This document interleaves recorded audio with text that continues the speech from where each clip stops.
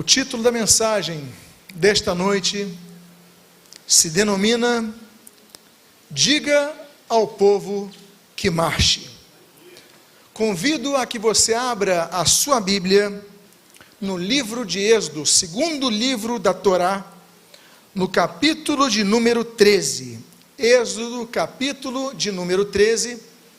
E você que encontrar o texto, eu convido a que você, por favor, se coloque de pé, para que façamos a leitura inicial. Êxodo, capítulo de número 13.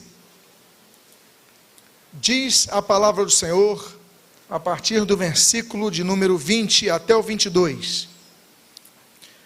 Os israelitas partiram de Sucote e acamparam em Etã, à entrada do deserto.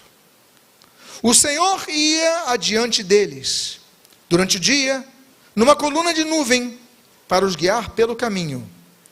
Durante a noite, numa coluna de fogo, para os iluminar, a fim de que caminhassem de dia e de noite. Eu vou repetir esse trecho.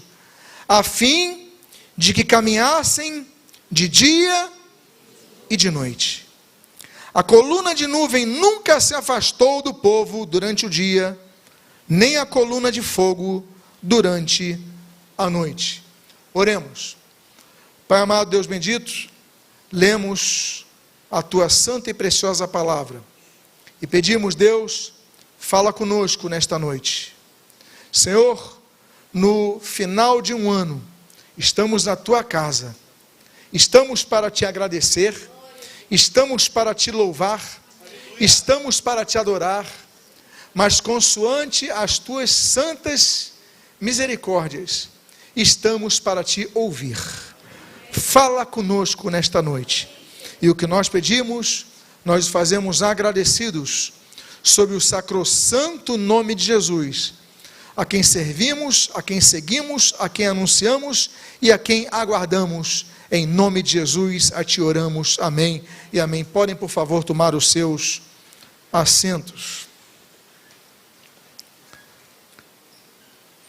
O povo de Israel já tinha saído do local de sua habitação, numa região do Egito, ao norte do Cairo, chamado Gósen. Ali era a terra dos escravos. Passaram-se as pragas, enfim, Israel é liberado pelo faraó para que pudesse então ir para a terra que Deus lhe prometera, Canaã, e eles saem.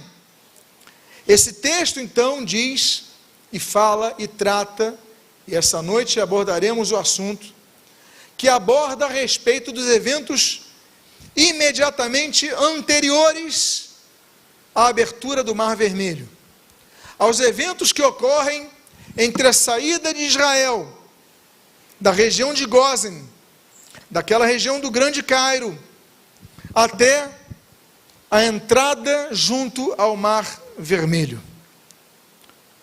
A presença de Deus se fazia manifesta de duas formas. De uma maneira gasosa, se podemos dizer assim, pelo gás hélio que nutria abundantemente a noite, e também pela fumaça, pelo vapor que havia ali durante o dia. O fato é que esse era o GPS de Israel. O fato é que esse era o Waze de Israel. Bastava seguir a coluna de fogo ou a coluna de fumaça, que Israel estaria seguindo a direção de Deus. E ali diz então que eles partiram de Sucote e acamparam em Etã, já na entrada do deserto, já próximo ao deserto. Mas coisas começam a acontecer, quando Israel começa a perceber que, fomos libertos de Faraó, saímos do domínio dele, mas alguma coisa está errada. E ali então começamos a ver que muitas vezes Deus nos conduz para um beco sem saída. A Bíblia diz, no capítulo 14, no versículo 1 e 2, no texto que você lê em tela, o seguinte: o Senhor disse a Moisés: diga aos filhos de Israel que voltem e se acampem diante de Pi-Hairote, entre Migdal e o mar, diante de Baal-Zefon, em frente desse lugar, junto ao mar, vocês acamparão. Deus começa a dar uma direção.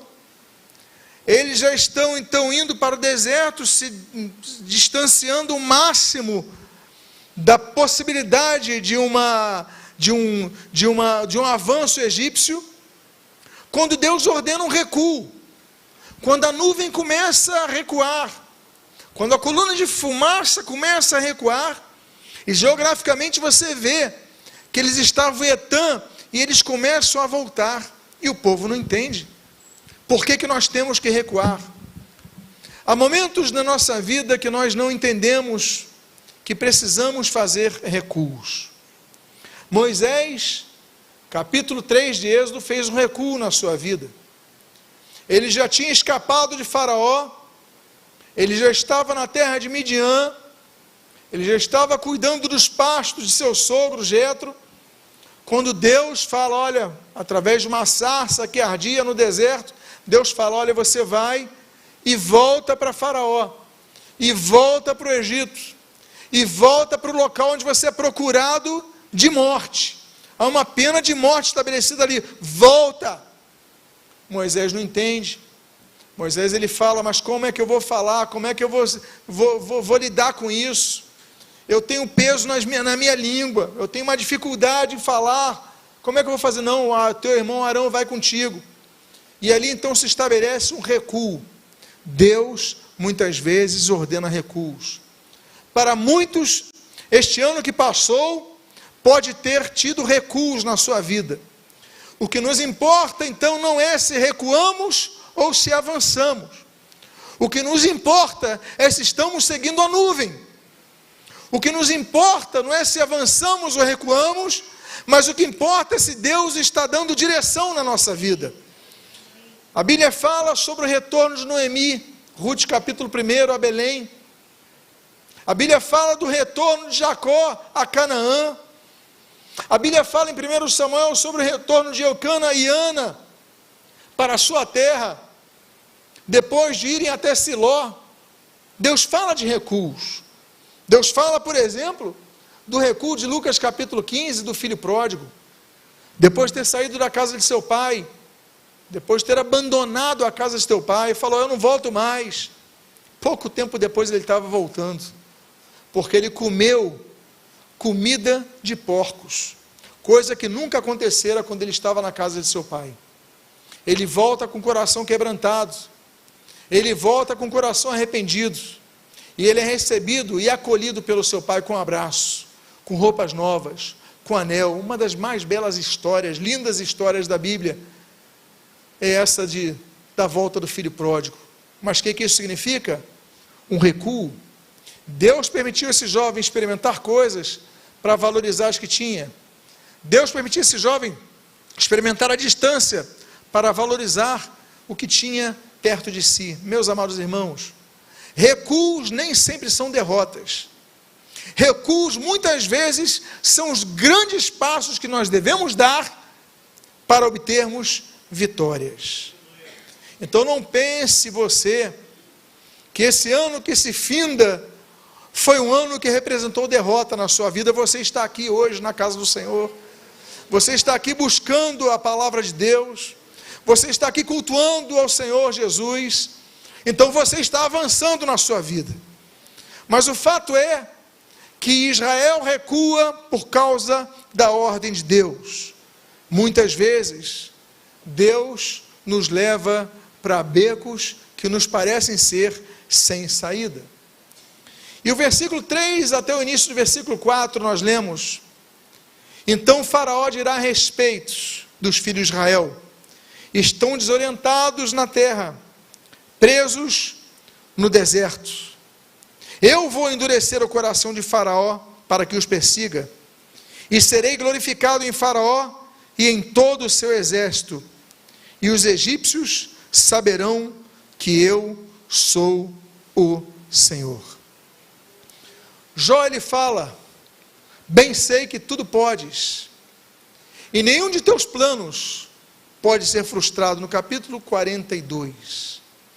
A Bíblia diz em Eclesiastes capítulo 3, que há um tempo determinado para todo propósito abaixo dos céus. Deus determinou um tempo. Israel recua para Etã, depois de sair de Sucote, ele recua para Etã, e quando lá está, o povo não consegue entender. E Deus fala: eu quero que vocês voltem, porque eu ainda vou falar para Faraó, eu ainda vou confundir Faraó, eu ainda vou mostrar coisas a Faraó, e Faraó vai dizer: eles voltaram porque estão desorientados. Faraó vai dizer: eles voltaram porque estão perdidos. Faraó vai dizer: eles voltaram porque estão presos no deserto. Então eles vão voltar.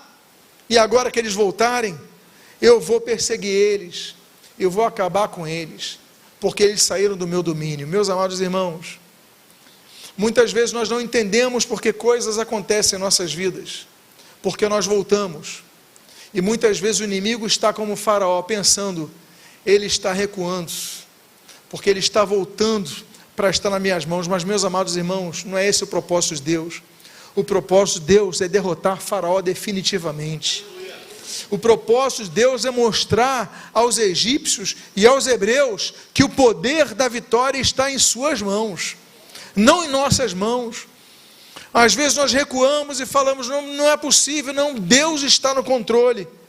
E ali então, a Bíblia diz, no versículo de número 4, na sua segunda parte: assim eles o fizeram.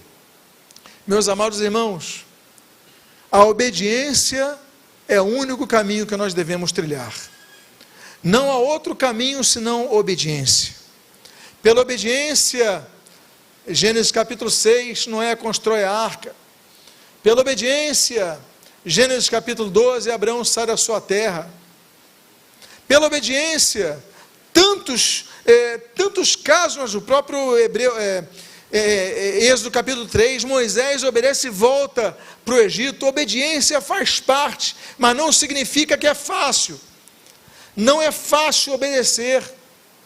Obedecer é um exercício, é uma disciplina, é um hábito que nós devemos estabelecer, obedecer a Deus. O texto diz: assim eles o fizeram. Até a nossa salvação é fruto de obediência. A Bíblia diz em Hebreus capítulo 5, versículo 9, que Jesus é autor e consumador da salvação daqueles que o obedecem. Não é apenas querer, como muito pregador diz por aí: você quer seguir a Cristo, então você vai ser salvo. Não. Tem um caminho a trilhar, o caminho estreito. Tem uma disciplina a ser aferida em nossas vidas. Tem uma exigência de obediência, de sacrifício. E obedecer muitas vezes significa chorar. E muitas vezes obedecer significa sentir-se prejudicado. Eu tenho que fazer isso, eu tenho que obedecer, eu não vou brincar com meus amigos para estudar, eu não vou fazer isso porque eu tenho que passar nesse concurso. Você vai abrir mão de coisas para você obedecer a um propósito. Você anotou projetos de vida para esse ano que se inicia. Você vai orar por eles, mas você vai lutar por eles. Você vai suar em oração, mas você vai lutar com os teus braços por eles. Você vai movimentar os teus pés por ele. Porque nem todos esses alvos de oração que você anotou vão descer do céu, prontos, numa embalagem para presente para você. Você vai ter que se esforçar, você vai ter que sair do seu lugar e você vai ter que lutar. A Bíblia diz que o local, quando Deus então envia Faraó, e Deus manda recuarem, e dá uma direção de recuo, o povo obedece. Só que obedecer, ela tem degraus. É fácil obedecermos quando a situação está relativamente confortável. Ruim é nós obedecermos quando a situação nos parece fora de nosso controle. Deus, então, permite que nós muitas vezes recuemos para enfrentar situações difíceis. No versículo 5 ao versículo 9 desse capítulo 14, nós lemos: quando foi anunciado ao rei do Egito que o povo fugia, ele e os seus oficiais mudaram de ideia a respeito do povo. Disseram: que é isto que fizemos, permitindo que Israel nos deixe de servir? E Faraó aprontou o seu carro de guerra e levou consigo o seu povo. Levou também 600 carros de guerra escolhidos, e todos os outros carros de guerra do Egito, com capitães sobre todos eles. Porque o Senhor endureceu o coração de Faraó, rei do Egito, para que perseguisse os filhos de Israel. Porém os filhos de Israel saíram marchando corajosamente. Os egípcios os perseguiram com todos os carros e cavalos de Faraó e seus cavaleiros e o seu exército, e os alcançaram acampados junto ao mar, perto de Pi-Hairote, perto de Baal-Zefon. Foi fácil Israel obedecer, enquanto não ouviu a cavalaria do povo do Egito. Israel está acampado, Etã, Pi-Hairote, junto ao Mar Vermelho. Estão obedecendo a Deus, obedecem. E qual é o resultado da obediência? O exército inimigo se aproxima. Às vezes nós pensamos, eu estou obedecendo, eu devia ter uma recompensa pela minha obediência, eu estou obedecendo, então tudo tinha que acontecer direito, porque eu obedeço ao Senhor. Eu vou ao culto, eu me santifico, eu canto, eu oferto, eu participo das equipes ministeriais. Tudo então nesse projeto tinha que dar certo. Por que as coisas não dão certo, Senhor? Eu já podia estar distante de Faraó, tu mandaste eu voltar para Pi-Hairote, para Etã, e agora Faraó está se aproximando. Por que isso deu errado? Eu só te obedeci. Essa é a pergunta que muitos fazem. Por que o resultado da nossa obediência foi cheirarmos os cavalos de Faraó, foi ouvirmos o ruído das lanças dos egípcios? Porque Deus, que durante esse ano que passou eu procurei fazer as coisas certas, e o troco vieram perseguições? Porque esse é o argumento, essa é a dúvida. A Bíblia fala em 1 Reis capítulo 11 que Deus envia inimigos, como enviou Haddad para ir contra Salomão. A Bíblia fala no Salmo de número 27 que existe o dia da adversidade, quando nós devemos enfrentar os nossos problemas não de longe, mas de perto. Israel agora estava de frente da adversidade. Nós temos 1 Pedro capítulo 5, o diabo que anda ao nosso derredor procurando ocasião oportuna para nos devorar. Nós estamos cercados de inimigos, a nossa carne fraqueja, nós somos atacados constantemente, e a pergunta é: Senhor, eu procuro fazer tudo certo, por que eu passo por isso? E ali então, eles começam a reagir. Uma das reações mais difíceis que alguém possa experimentar se encontra no versículo de número 10. A Bíblia diz: e, chegando Faraó, os filhos de Israel levantaram os olhos, e eis que os egípcios vinham atrás deles, e ficaram com muito medo. Então, os filhos de Israel clamaram ao Senhor.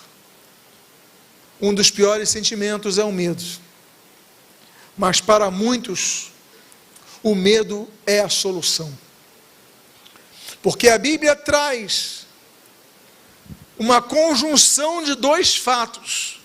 Você lê: e ficaram com muito medo, e então os filhos de Israel clamaram ao Senhor, porque não tinham clamado ao Senhor, ainda não tinham buscado ao Senhor. Eles obedeceram, Eles seguiram Moisés, eles viram os milagres, mas eles em si não buscaram o Senhor. Eles confiaram no Senhor, eles confiaram em Moisés, mas não clamaram. Muitas vezes nós só clamamos a Deus quando passamos por dificuldades. Muitas vezes nós só buscamos a Deus quando passamos pelo medo. Muitas vezes nós só clamamos a Deus e buscamos a Deus quando nós estamos desesperados. Faraó está nas minhas costas. Eu estou com medo, Senhor, me salva. Salva-nos, Senhor. Nós lemos o Salmo 118 há pouco tempo. Salva-nos, Senhor. Preciso ser salvo. Então, uma coisa muito importante aqui é quando o coletivo ele fragmenta-se no conjunto de indivíduos. O coletivo obediente, confiante, testemunhando os milagres, mas no individual, ali estava o povo de Israel, clamando a Deus, cada um pedindo o seu socorro. Isso é o que Deus faz quando leva o povo para o deserto. Deixa de ser o CNPJ clamando para ser vários CPFs clamando. O que Deus quer, ainda que nós oremos conjuntamente, é oração individual. O que Deus quer, ainda que louvemos conjuntamente, é o louvor individual. O que Deus quer, ainda que nós conheçamos a palavra e conheçamos o que Deus faz, são as experiências individuais com Deus. Talvez você esteja na igreja há muitos anos e nunca tenha tido uma experiência individual com Deus. Talvez você só tenha feito orações na sua vida coletivas, quando a igreja ora, quando o pastor ora, mas talvez você nunca tenha orado a Deus com teu coração quebrantado. E nesse momento, diz o texto, ficaram com muito medo. E então, os filhos de Israel clamaram ao Senhor. Que coisa bonita. A experiência de um Deus que se manifesta individualmente. Eu tenho certeza de algumas coisas, e de algumas coisas eu tenho plena convicção durante uma pregação. Uma delas é que, apesar de a pregação ter apenas um destino verbal, coletivo, Deus fala individualmente, e pode estar falando uma coisa para uma vida, outra coisa para outra vida, e outra coisa para outra vida. O que importa é que você esteja ouvindo com o coração aberto para Deus falar. Aí eles ficam com medo, eles clamam a Deus, mas o que acontece? Faraó continua atrás deles. Eles clamaram ao Senhor, e Faraó continua no encalço deles. E Deus nos leva aos becos, para que tenhamos medo, muitas vezes, mas que esse medo nos faça buscar ao Senhor individualmente. Mas o texto continua no versículo 11 e no versículo 12. A continuidade disso, eles clamam, não vem resposta? Olha o que diz o versículo 11. Disseram a Moisés: será que foi por não haver sepulturas no Egito, que você nos tirou de lá, para que morramos neste deserto? O que foi que você fez conosco, tirando-nos do Egito? Não foi isso que dissemos a você no Egito: deixe-nos em paz, para que sirvamos os egípcios? Pois teria sido melhor para nós servir os egípcios do que morrer no deserto. A consequência de pessoas que seguem a Deus por causa da religiosidade, que sentem medo e buscam a Deus no automático e não de coração, porque foram ensinados assim, porque seu sistema de crenças induziu a isso. Eles oram mecanicamente a Deus: Deus me livra, mas o faraó está lá. é porque essas pessoas, elas precisam, do que eu falei agora anteriormente, uma experiência profunda com Deus. Mas muitos só oram mecanicamente. Muitos não suam a alma. Muitos não lacrimejam os seus corações. E eles falam: olha, você nos trouxe para morrer aqui. A nuvem de Deus nos apontava para sairmos pelo deserto. E ela dá uma volta e retorna para aqui, para nós morrermos. O Faraó está ali. Nós não temos armas. Nós não temos experiência bélica, somos escravos. O escravo não servia na ordem militar. Não aprendia a manusear armas. Obviamente, para evitar sublevações. Então, nós viemos aqui para morrer, Moisés. E começa a haver uma murmuração crescente do povo de Israel contra Moisés. A frase que marca é essa final: pois teria sido melhor para nós servir os egípcios do que morrer no deserto.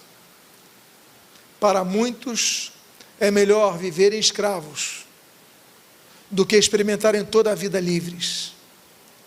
Deus quer te dar libertação completa. Diga à pessoa ao seu lado: Deus é o Deus que traz libertação.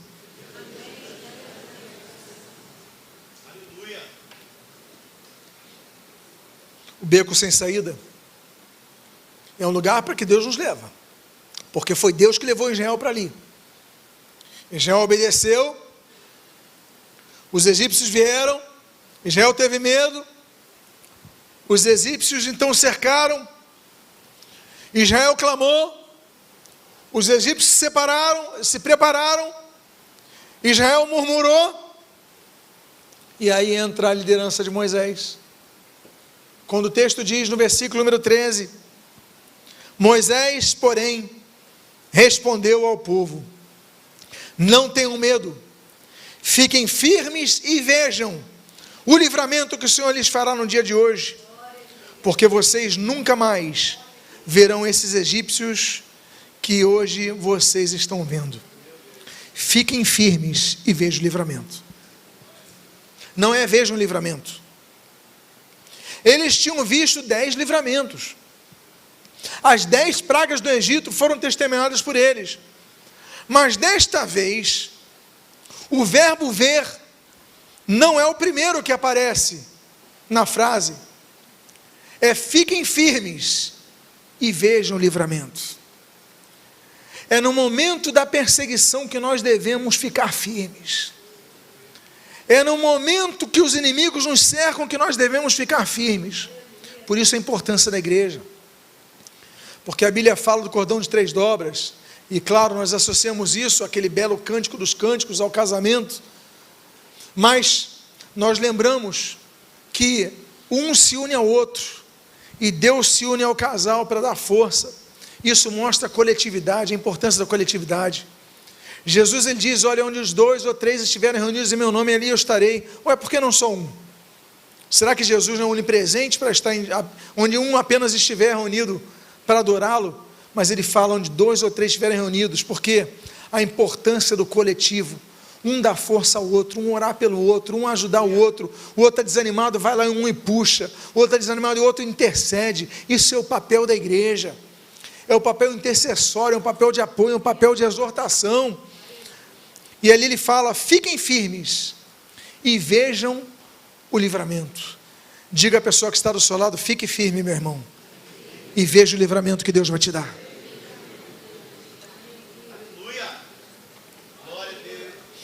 Existem 5 coisas que devem permanecer inabaláveis. A primeira delas, Salmo 51, é o nosso espírito inabalável.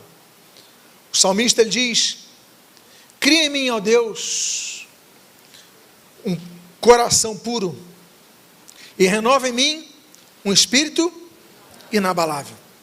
Ele pede para renovar, porque ele não estava firme, inabalável naquele momento. Renova em mim, renova, Senhor, renova. Aquela canção que a gente canta, renova-me, já não quero ser igual, é uma bela canção, porque ele fala de renovação. tornar novo mais uma vez. Outra coisa que nós devemos ter inabalável é a nossa confiança. Diz o Salmo 125, um dos salmos dos degraus, como era chamado, porque os judeus eles iam por tempo subindo os degraus e iam cantando. E ali diz: os que confiam no Senhor são como o monte de Sião, que não se abala, mas permanece para sempre. Devemos ser como o monte de Sião, não se abala, mas permanecer firme.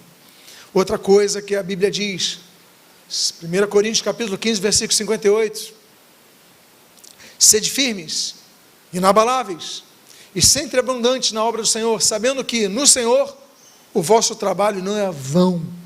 Devemos trabalhar e inabalavelmente.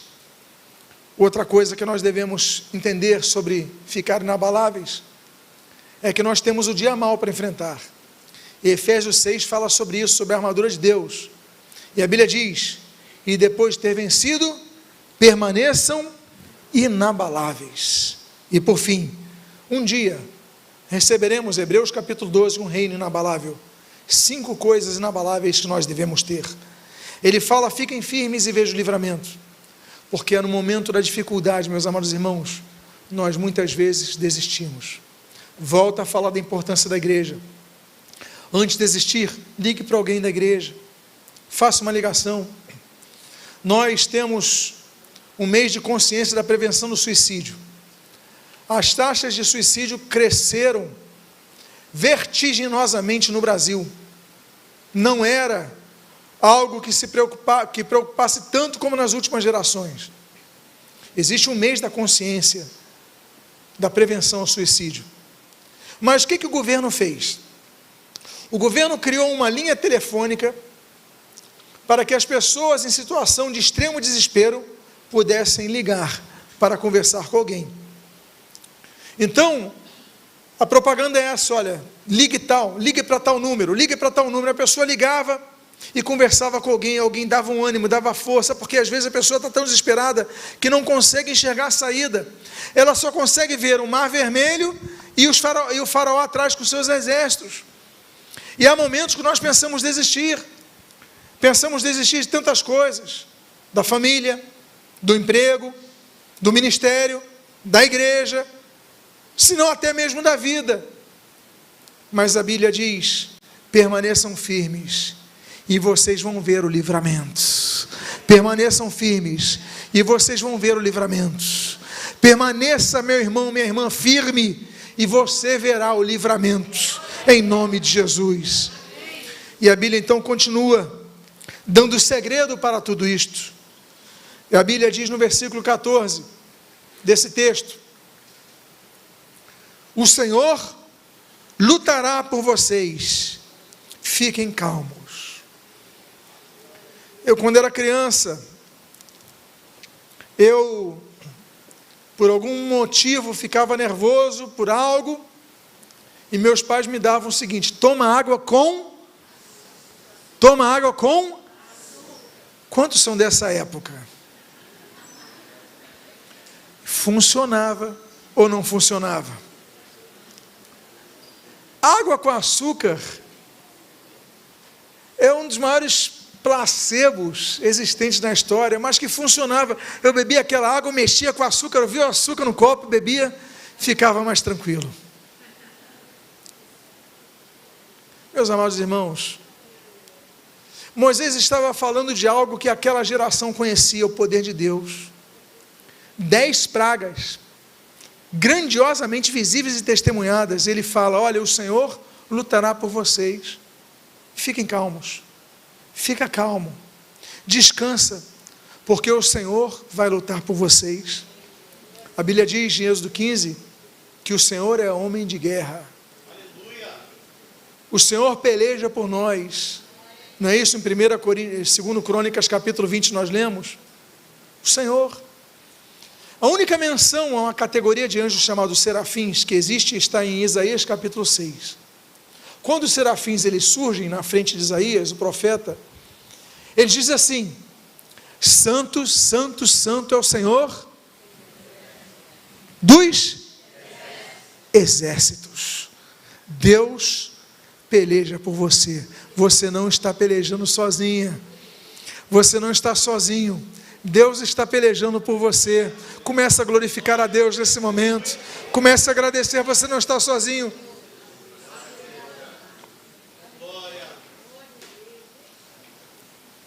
E ali então, meus amados, beco sem saída. Quando Deus nos leva, porque Deus tem propósitos.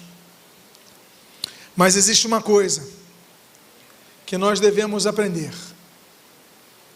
A Bíblia diz no versículo número 15: o Senhor disse a Moisés: por que você está clamando a mim?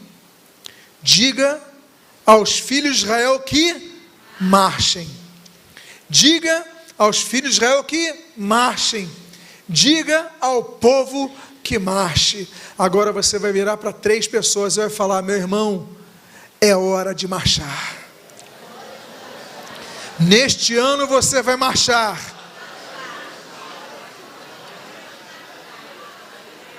Aleluia. Glória a Deus. A pregação de hoje ela vai continuar, mas ela vai ter uma pequena pausa, porque nós vamos distribuir algo para vocês. Vou pedir que os irmãos distribuam. Aqui você tem um bordão, é um símbolo. Não tem nada de místico nisso, não tem nada de mágico aqui. É só um símbolo. Mais pessoas rapidamente distribuindo para que nós otimizemos o tempo. Esse bordão é um sinal de algo que vai acontecer com Israel quando está no beco sem saída. Rapidamente, passem as cestas, as pessoas vão pegando, que aí nós otimizamos o tempo. Mais pessoas possam pegar ali um pouquinho do que está nas cestas, para distribuírem isso. Mais pessoas. Vou pedir essa gentileza, isso. Muito obrigado, boa iniciativa. Cada um de vocês vai receber, e você pode perceber que existe um papel. Pega esse papel. Leia o que está nesse papel. Diga ao povo que marche. Deus nos leva a becos sem saídas. Não é para morrermos ali, mas para experimentarmos o sobrenatural ali. Para experimentarmos o milagre naquele local. Para experimentarmos o poder de Deus e não o nosso poder. A força de Deus e não a nossa força. O milagre que Deus fornece, não o milagre que nós podemos criar. Todos receberam isso daqui? Então agora eu vou para o versículo seguinte. O versículo número 16. E você está com um bordão na sua mão. Isso daqui é um bordão. E diz a Bíblia: e você levante o seu bordão e estenda a mão sobre o mar. As águas se dividirão para que os filhos de Israel passem pelo meio do mar em seco. Eu quero te convidar a você ficar de pé nesse momento, que nós vamos fazer uma oração nesse momento. Eu quero fazer uma oração por você, que tem visto dificuldades na sua vida, e essas dificuldades parecem que te cercam. Você tem na tua frente o mar, você tem nas tuas costas o exército de Faraó, mas você não consegue ver solução. Mas Deus fala: Moisés, você tem o quê? Você não tem um bordão? Tem um bordão, é para você levantar.